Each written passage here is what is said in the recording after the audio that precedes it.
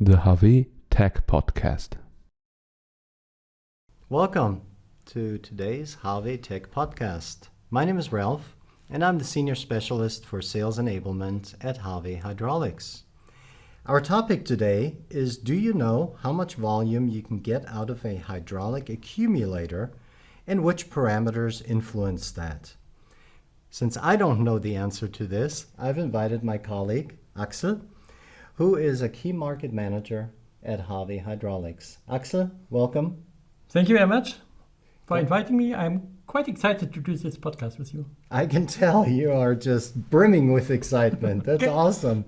So I'm curious. Today we're talking about hydraulic accumulators. To get started for me and our audience, can you tell us what an hydraulic accumulator is and what it is used for? Okay, a hydraulic accumulator, as the name says, it stores energy, just like an electric accumulator stores electric energy. Okay. Not such a big difference, just the technique is completely different.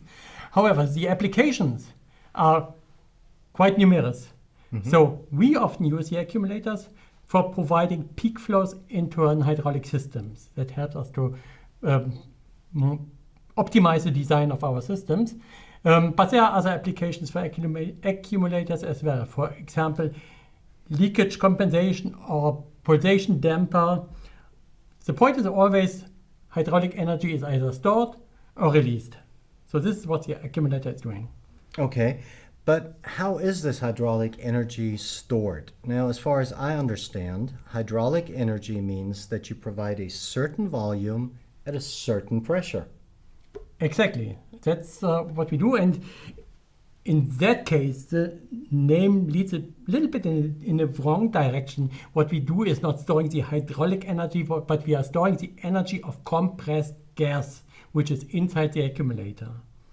Okay. Can you help me a little bit? How can I imagine or picture that?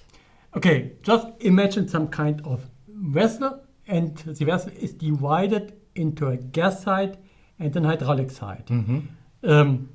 In between is a diaphragm or a bladder, or in large piston accumulators, a piston. And on one side, we have the gas, so the accumulator is filled with gas. And on the other side, we pump in hydraulic oil. And with that, we compress the gas side. And with that, we store the energy. Okay, so the available volume corresponds to the energy that is stored. So this leads us back to the initial question. How much volume can I get from one of these hydraulic accumulators?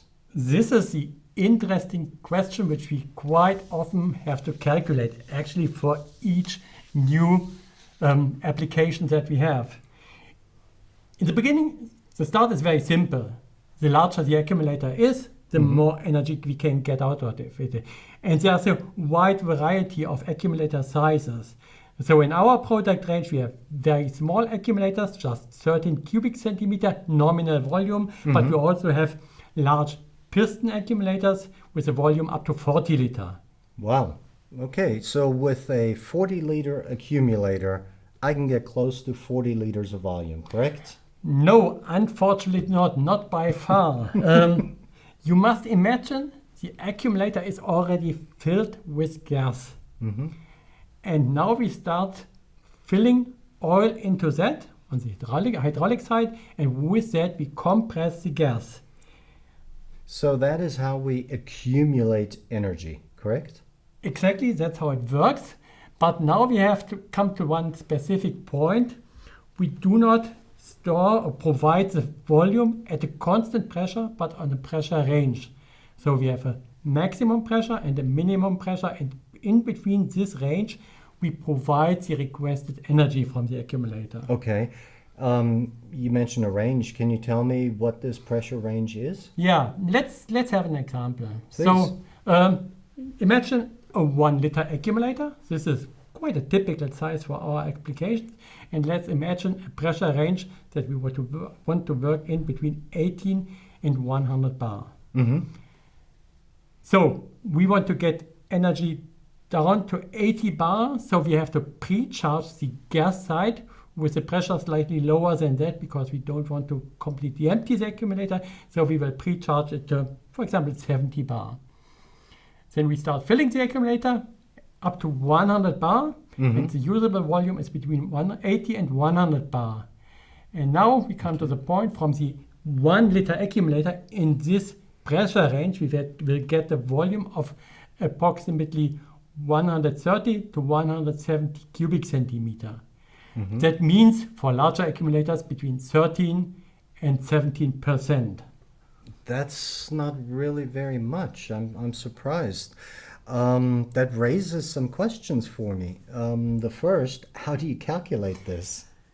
For that, we have the so-called general gas equation. So we are calculating the gas which is compressed. And in that calculation, we put in the gas pressure, the lower pressure point, the upper pressure point, and the nominal volume of the accumulator. Okay. And with that, we get a result of the usable volume for our energy storage. The formula itself is a bit complicated. I don't want to read it here, but you can find it when looking into the internet, or have a look on our specific calculator, hydraulic-calculator.hawe.com. Okay. For our audience, we will put this link in our show notes so that if this was a little fast for you or you didn't write it down, you can just click on the link or write down the link. Now, my second question, why 13 to 17%? Can't you be a little bit more accurate? Yep, there's one interesting effect with the accumulators. When getting volume out of the accumulator, the usable volume is depending on the speed on which I take out the volume. So if I release the volume fast, I will get less volume than when I release it slowly. Fast means within seconds, slow within minutes, just as to get a simple idea. Okay, I didn't really expect that. What's the reason for that? Yeah, quite often people don't expect that. The reason is we have to dive into thermodynamics, which can become a bit complicated. To get an idea is when we release the volume fast, we will have no thermal exchange. So that means the temperature of the gas drops, and with that the pressure drops. And that means we get less volume out of the accumulator. This is called, the fast release is called adiabatic. Okay. And slowly, when the temperature is compensated, it is called isothermic, and that allows to get more volume out of it. But in most applications, we will get it fast, and so we are usually calculating with the adiabatic value. Okay, now the example you mentioned earlier, there we are looking at about 13%. That's not really a whole lot. Is there a way to increase the volume without using a larger accumulator? The only tuning screw that we have is the pressure range. So when we extend the pressure range, for example, in the previous example, I meant 100 to 120 bar. If we go now up to 150 bar, between 100 and 150 bar, then we already get 33% adiabatic out of the accumulator. Okay. Now that sounds better already.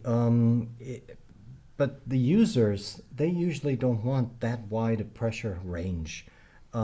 Is there something that can be done there? Yes, what we do quite often to keep the accumulator as small as possible, that we use a wide pressure range, but the first valve before the valve bank or behind the accumulator is a pressure reducing valve. And that reduces the pressure to the requested value. So in our case, 80 bar. So we have a good volume out of the accumulator and a constant pressure in the system, which the customer will like to have. There's a small disadvantage to that. We have more loss in the system, but the advantages count more. So we can take that into We can accept that. Okay. Well, let's hope our customers can accept that. They too. usually do that. They like the compact systems. Sounds awesome.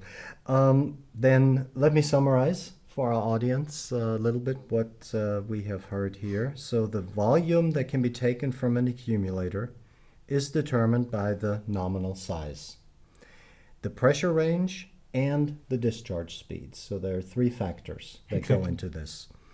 And to be able to use a wide pressure range, we should use we should use a pressure gauge, pressure regulating gauge before the valve bank, correct? We call it pressure regulating valve, but yeah, that's correct.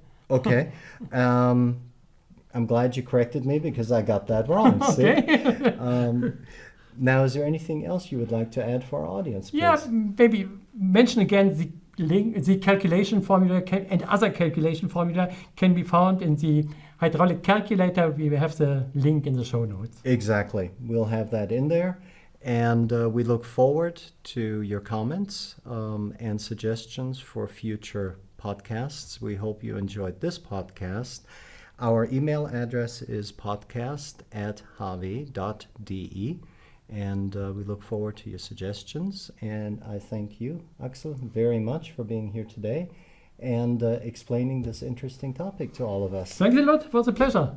And thank you very much. Listen to our next podcast. Thank you. Goodbye.